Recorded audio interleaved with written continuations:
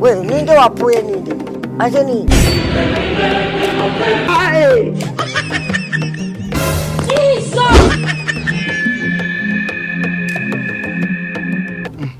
Amafaranga twayabonye. Ese utangiye kungubita? Jesi ngeze gukubita. Usuka ndirukunziza iki kandi ko ngubiye katanye. Ngukozeho. Ngiye ngukozeho. Ayi. Ndabatoteza kugeza ku mwuka wanyu wanyuma. Setu. Turashize none. Dapa. Eh.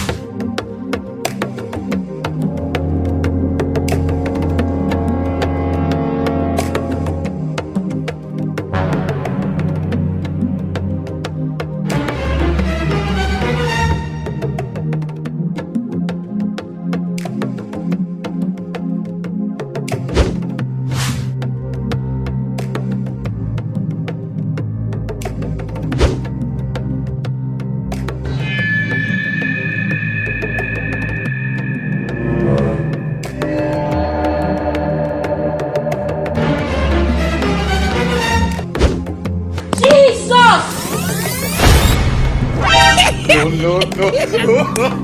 Wewe ninde wapuye ninde? Aje ni.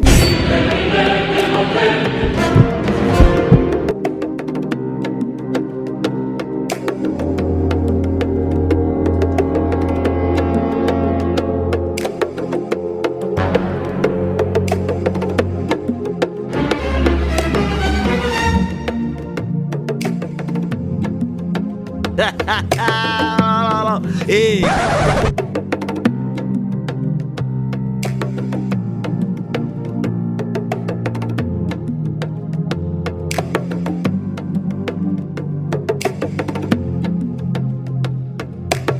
A few moments later.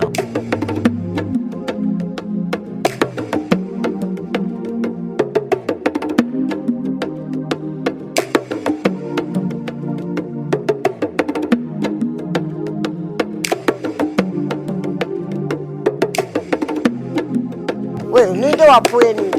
Aje ni.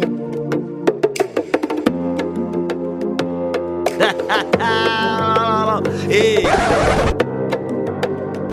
Urimo satani. Ntabwo ari gusa. Hey!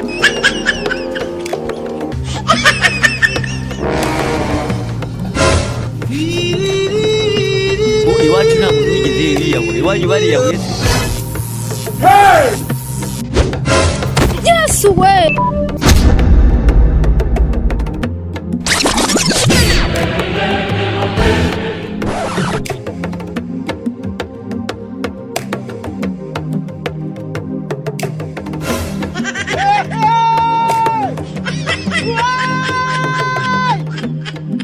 Chai!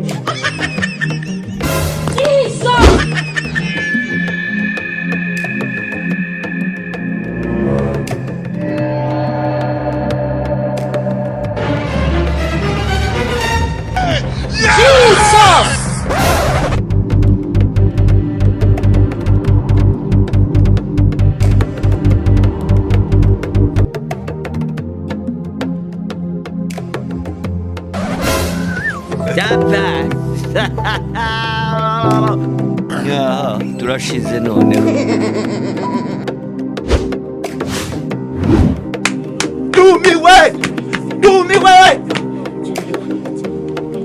Dumiwe niko wavuze.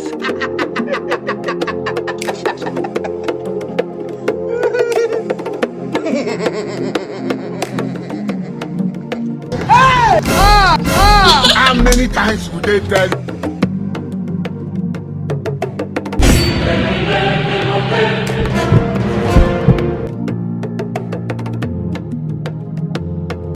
umva resipo njuti yanjye umugabo ukomeye. urumva nje noneho ndakuntu wakwimagine ukuntu watekereje urumva ngo nje kuzana ibitiyo ngo nje naho tuzana ibitiyo n'amasuka ngo tujye kwa kiraga ituro tugicukura urumva noneho tugakura mbwa amafaranga uzi ko nari maze iminsi ndajya nde nari maze n'igihe ndajya ariko nuwogira injuti ndiyogira injuti imeze ngawe itekerezaga neza u Rwanda turimo rukeneye abasore bameze ngatwe bagomba gutekereza imirimo myiza igaragara. Ndumva naramanze ngubwira ikintu wanejeje cyane kuko ukimara gukurikirana bura muntu ugacunga neza ibintu ukabigenza neza. Uretse yarege kwamba kizamwa iyo utagicunga ndago twabonye amafaranga nge narinzi ngo turacukura ngo nacyo tugisangemo ubundi twite tubwiraga agashinga ariko yaguhaye amafaranga yo byavamo amafaranga yo byavamo ndizara amafaranga twajya kuguramo indaya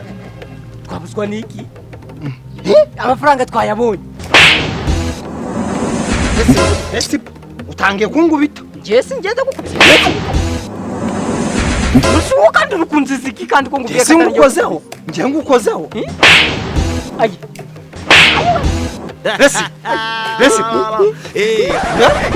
Resi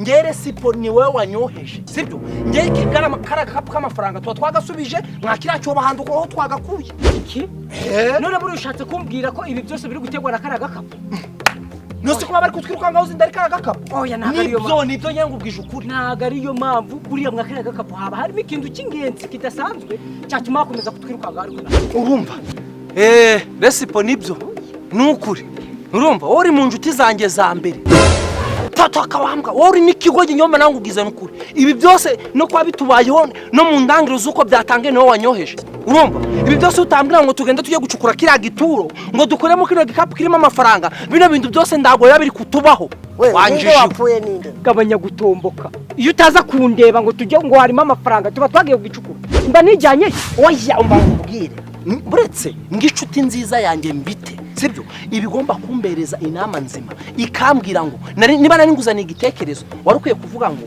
Mbagwe bino bintu tugiye gukora ndabwa ari byo ndabwa ari umurongo muzima ukangira inama ukamwira ngo tubireke none aho utangiriye inama nawe wasamye urangije uramwira ngo tujye kubikora ubwo se wambashije genda kubeshije n'ukundushaga ndabwo nari kubwira ngo tubireke ngo byeme inde wowe urashyaga ugabanya amagambo hano ndabwo nshaka ngiye njanaga nawe wagicucu nari kubwira ukabyumva bye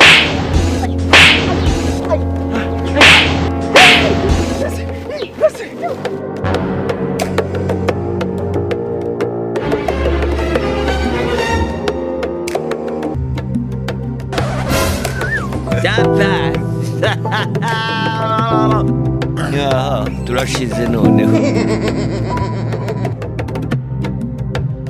15 minutes later.